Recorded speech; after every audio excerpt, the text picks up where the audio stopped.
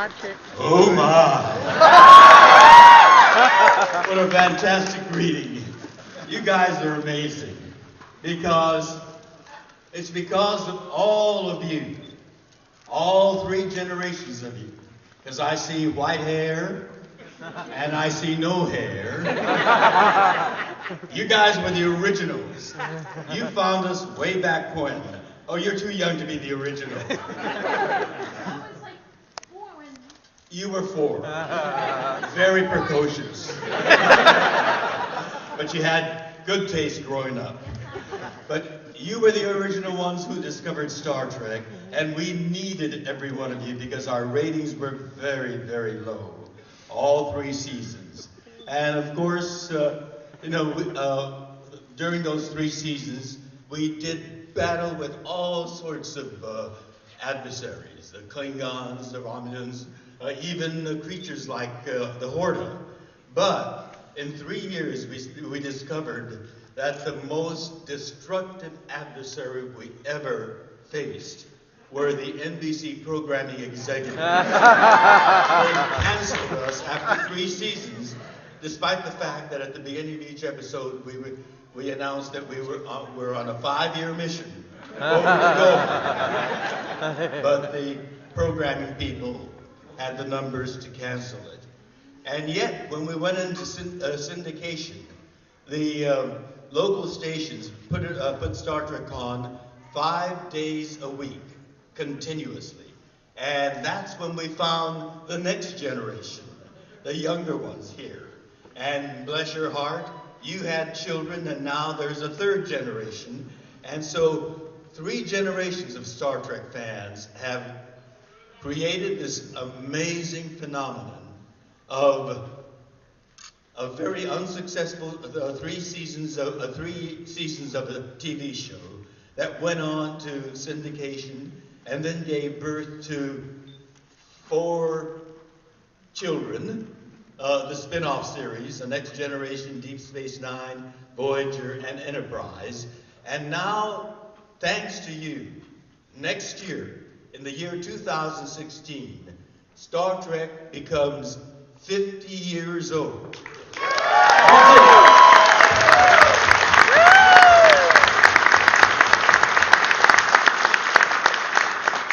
It is an amazing phenomenon, but you guys all did it with your undying support, your tenacity, and your devotion to Star Trek.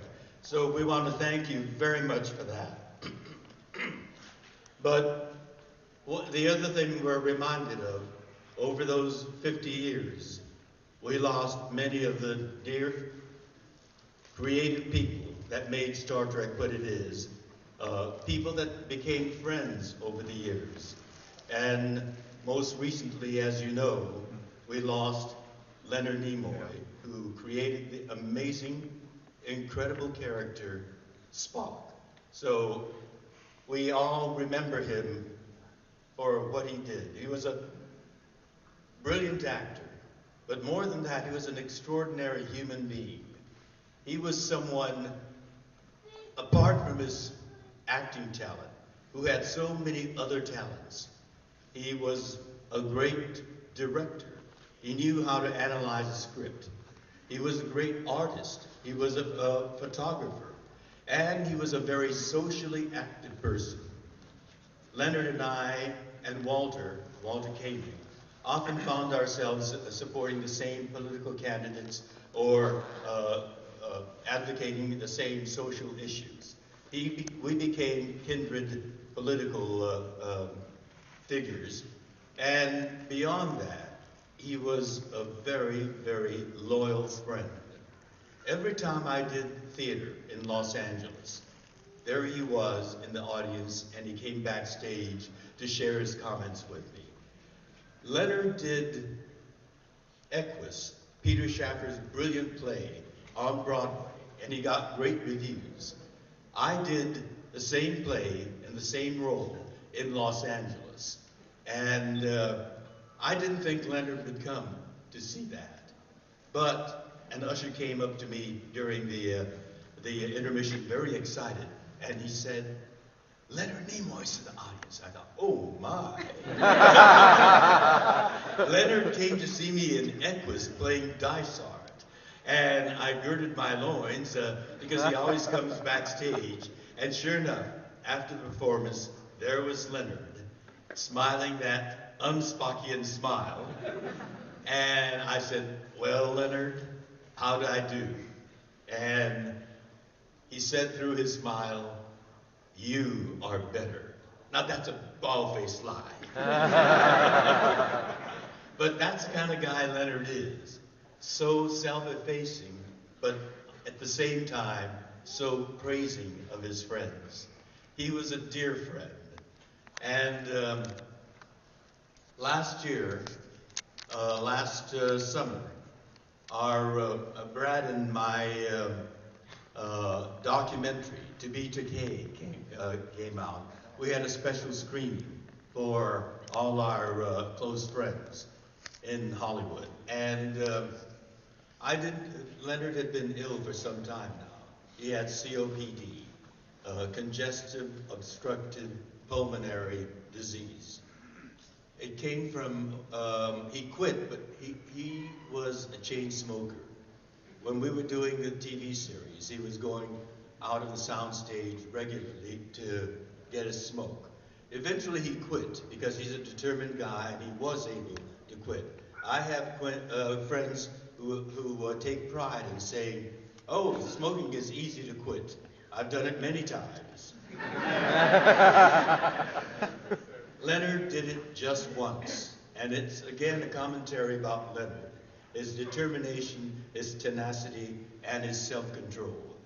But nevertheless, that smoking early on raised its ugly head, and he had been ill for some time.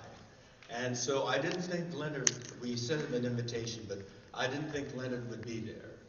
But when we were about ready to begin the screening, in rolled Susan, his wife, with Leonard on a wheelchair. He came on his wheelchair. He had that breathing thing, you know, on the nose, and he had his oxygen. But he came. I was so touched by that. The devotion of his friendship. Even when he was ill, I was very, very, very touched by that. That's the kind of friend that Leonard was. And that's the kind of friend that we lost over the years. Gene Roddenberry, the creator and the visionary of Star Trek, he was that kind of very special, extraordinary human being. Jimmy Doohan was a different kind of friend. He was a down-to-earth, backslapping buddy. I called him my best drinking buddy. And I learned a lot about drinking from him. And he educated me.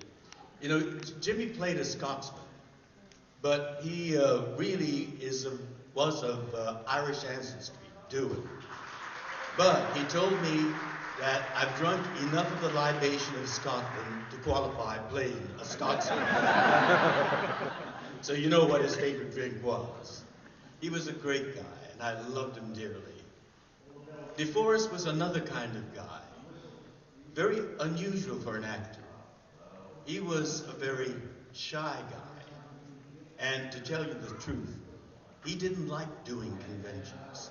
I mean, he liked people individually, but in mass, all together, you guys overwhelmed him. And that's why you didn't see him at too many conventions. But one-on-one, he was a very sweet guy. He came from Macon, Georgia, and he was a Georgian and a Southerner. That Southern gentlemanly quality. Very polite, very thoughtful, and very ethical. And I loved Dee in a whole different way.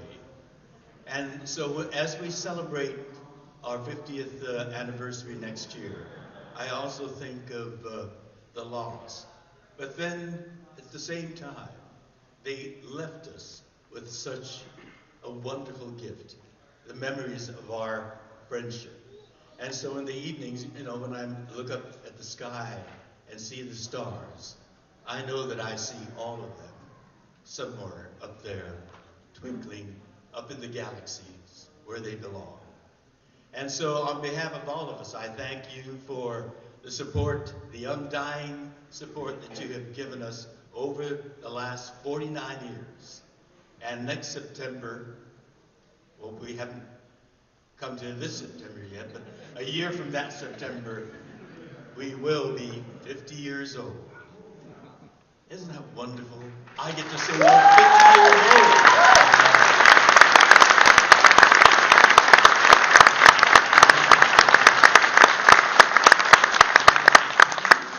I'm 27 years older than Star Trek, but I get to say we're 50 years old.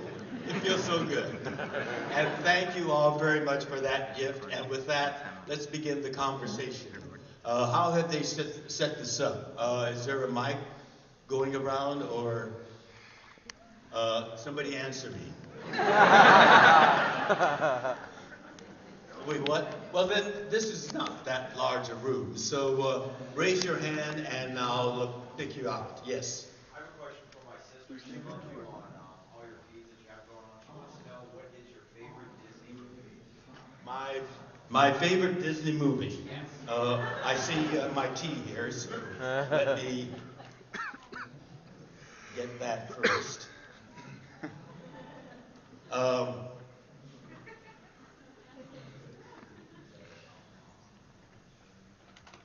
My favorite Disney movie, the one that I remember most fondly, is the one that I first saw.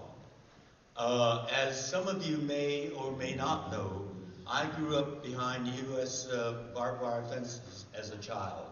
This was during World War II, and Japanese Americans, we're American citizens. My mother was born in Sacramento, California. My father was a San Franciscan. I was born in Los Angeles because that's where they met and got married.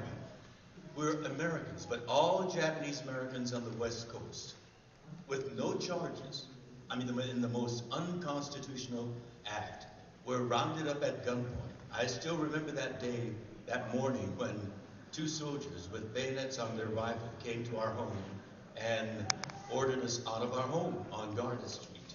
And we were imprisoned in the prison camps in southeastern Arkansas.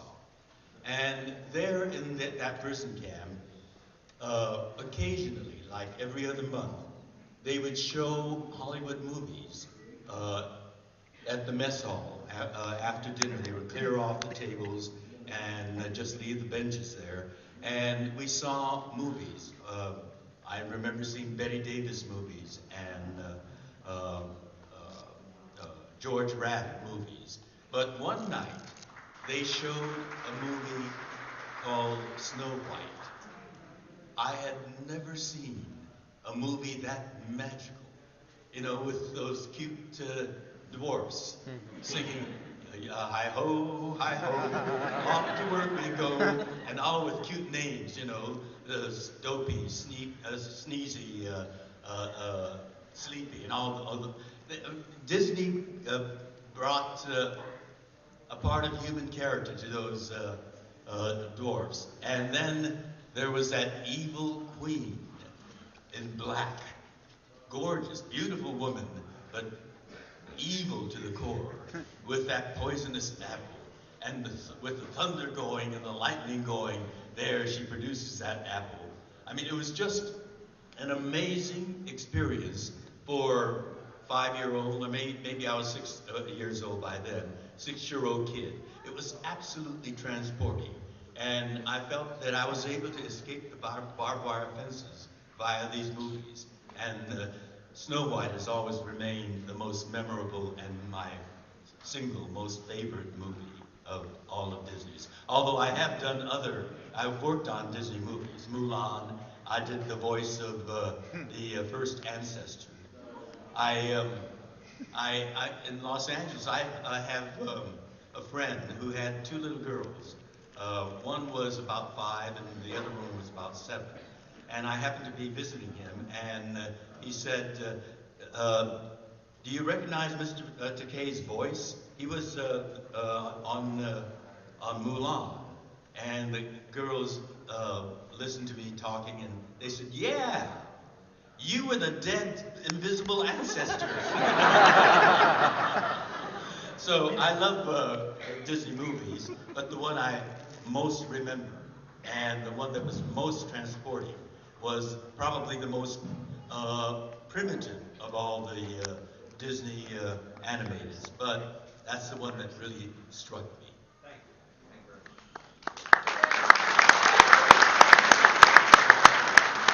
Favorite episodes is the one where you have no shirt on, and I was wondering, how many takes did it take for you to do that? I wish we had many, many takes on that. That glisten that you saw on my body was real sweat. Because it wasn't oil that they put on me. Because preparing for that scene, I was practicing off, behind the flats. And that was genuine sweat that I had on my chest. Um, the I think we did about 2 takes. Not because of me, but something about the lighting. They wanted to do something about the lighting. But what I'm known by on the Star Trek set is, they give you these canvas chairs with your name on the back. Well, they made the first letter, great big G, and last letter of my surname, Takei, a great big I. And when you look at it real quickly, it looks like, well, a punchline. It looks like George take one. On that one, I think I had more than one take, and I wish I had even more than that. But we did it, I think, in about 2 takes. Thank you.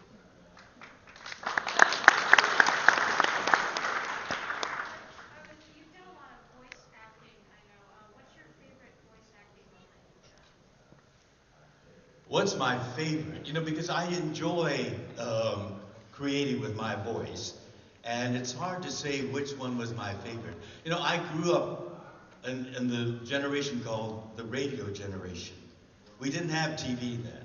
I mean, this was after we came out from the camps, and my father bought a portable radio, and my ears were pasted onto that device. Shows like Cisco Kid, the Lone Rangers, the Green Hornets, and it was amazing to me that it was just the actors talking and little sound effects being made by hollow coconuts to do the horse hoofs, the sound of the horses running. So I grew up on the radio, voice acting, and it always has a place in my heart.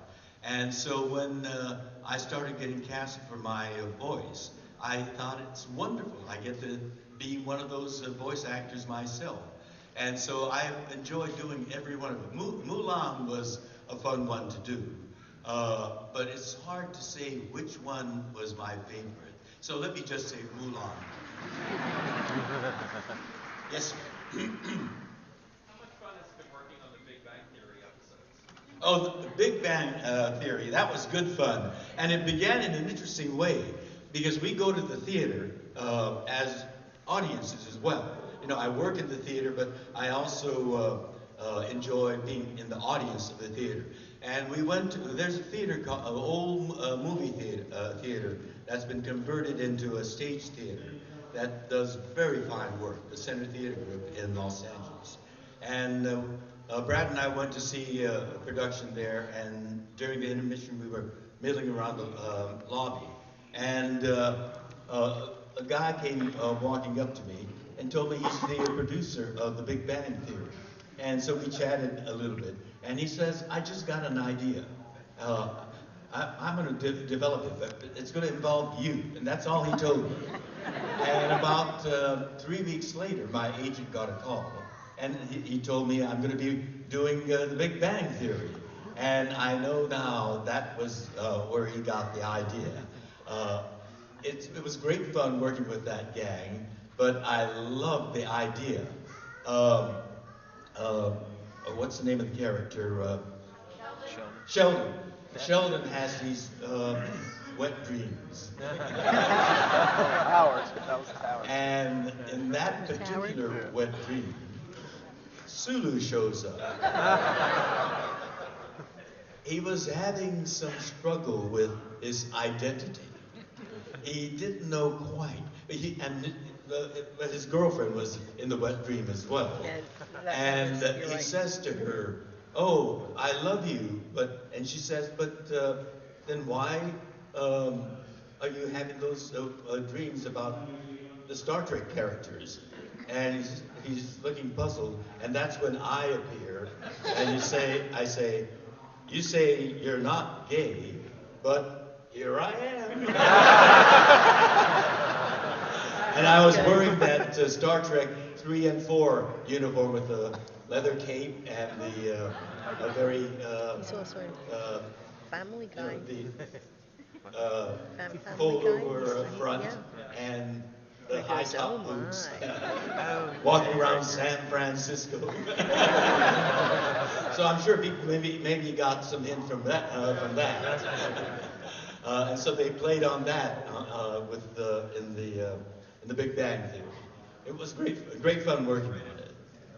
Now, I've not been fair to people in the back. Yes.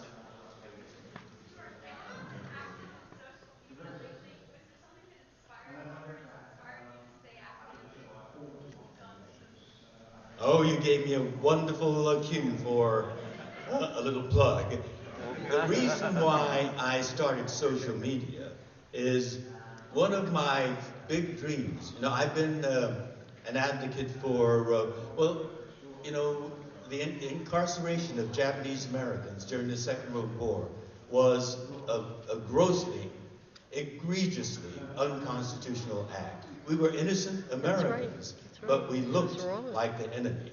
And I'm always surprised, and particularly east of the Rockies, when I meet people that I consider well-read, well-informed people. When I tell them about my childhood behind American barbed wire fences, they're shocked that something like that happened in the United States. Our school books are rather restrained about talking about that period of American history. But that is a very important chapter of American history that we need to know about, because you can't learn from it if you don't know about it. So it's been my mission in life to raise the awareness on that dark chapter of American history. I've gone on speaking tours, not just at conventions, but at universities. As a matter of fact, 3 days ago, I was in Louisiana, speaking at the University of Louisiana on that very subject. And we've also founded a museum in Los Angeles called the Japanese American National Museum, an affiliate of the Smithsonian. But it's always been my thought to combine that mission I have with my passion for the theater. I love the theater, and particularly musical theater. And I came across, this was about 6-7 years ago, an enormously gifted composer-lyricist. And we started talking about doing a musical on the internment titled Allegiance.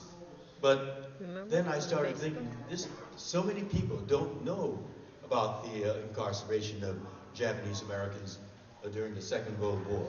And here we are developing a production that's going to cost millions of dollars, and people don't know about it. So I thought, how can I've been going on these speaking tours, but beyond that, how can I raise the awareness? And I thought, social media. And so that's when I began really seriously to pursue that. At that time, I had a regular blog, but that audience was basically a small audience of sci-fi geeks and nerds, you guys. And I had to grow them. Always here for you. And you go what? Always here for you. Bless your heart. And you have been, and here you are. And I had to grow that. And so by trial and error, I thought, how can we grow this? How can we get more people coming to my site? And I discovered that what gets the most likes and shares were the humorous ones, particularly Grumpy Cat. There, see? Grumpy Cat got that laugh. And so I said, aha, that's it. And so I started doing a lot of those. And sure enough, the audience grew and grew. And as it grew, I started injecting social justice issues. And then when I had enough of those people as part of my audience, I thought, now I'll introduce the missing chapter in American history, the internment of Japanese Americans. And it grew some more. And so when we developed Allegiance, enough so that we felt we could have the world premiere, and we had the world premiere at the Old Globe Theater, a very respected regional theater in San Diego. We had a sold-out run. In fact, we had to turn people away because we had no more seats. And we broke their 77-year record for both box office and attendance. And we topped it off by winning the Best Musical of the Year award from the San Diego Critics Circle. And I'm excited to announce.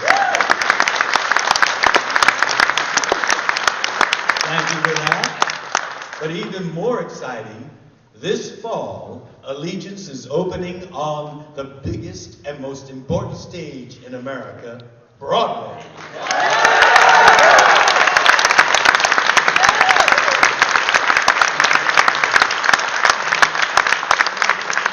And at age 78, right now I'm 77, but on April 20th I'll turn 78. So at age 78, I'll be making my Broadway debut.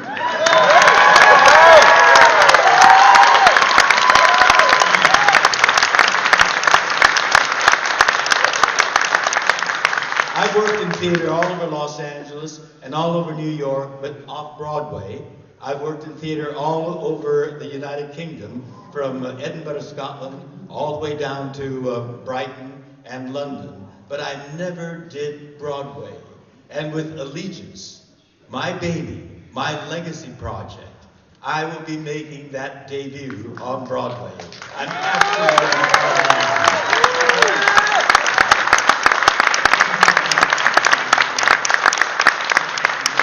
So I have a suggestion to make.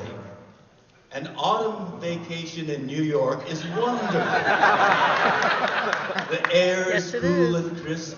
Central Park is turning yellow and golden. And the perfect way to top off that vacation is with a performance of Allegiance on a Broadway theater.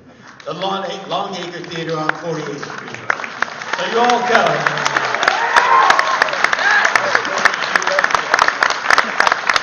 And come backstage and tell me how I did. Next question. Yes. What is next door? Thank you.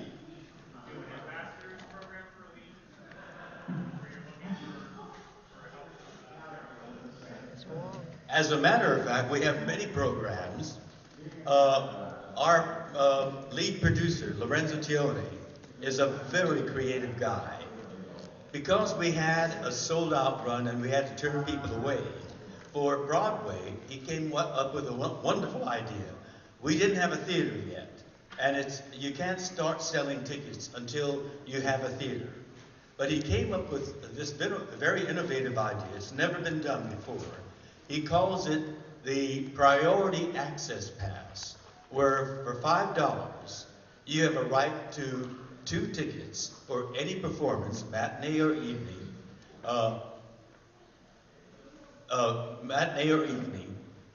before the tickets go on sale to the public.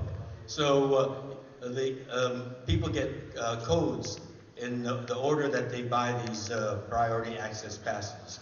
And so with that, even before we can announce what theater we're in, we've sold 13,000 of them because it's 2 tickets, we've already sold 26,000 seats. So yes, let's, Lorenzo Tiano, the guy that came up with the idea. Very creative guy. But we also have an ambassadors program, people who spread the word and maybe even help out with the production in various other ways. So go to the website, allegiancemusical.com, and you'll get all the information there. But you just open the door for me to plug the priority access pass. 13,000 have been already sold, so the next person will be 13,001. Yes. Oh, you were just whooping. As you alluded to in one of your previous comments, you've done a lot of very important charity work over the past several decades. What have you found to be one of the biggest challenges in doing so? Well, you know, what I have found is quite the reverse of that. So many people are so giving and so generous. I'm always amazed with all these various projects I take on, the people that are willing to give of themselves, their time, as well as money. But as far as challenge goes, those people that I just described are there.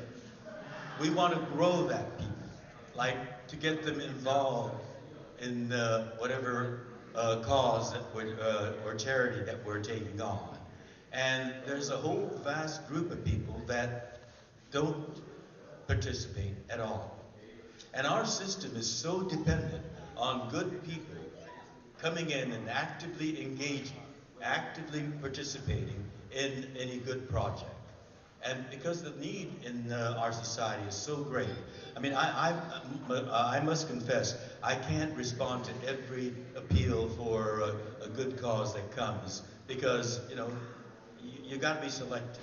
You select a few that you can really make a commitment to. But the need is so great that it's trying to tap that large group of people that don't participate, don't engage at all.